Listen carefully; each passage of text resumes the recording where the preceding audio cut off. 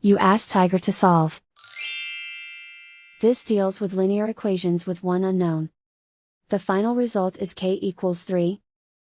Let's solve it step by step. Simplify the expression. Expand the parentheses.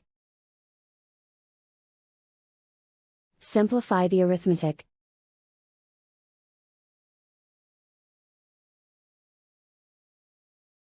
Expand the parentheses. Simplify the arithmetic. Expand the parentheses.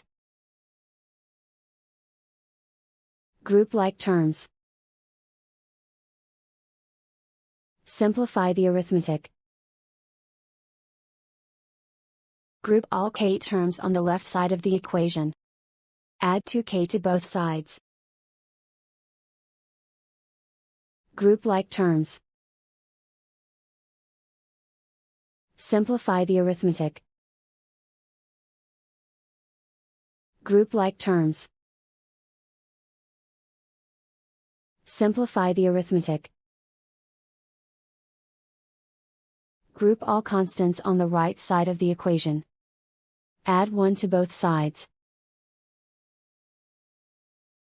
Simplify the arithmetic.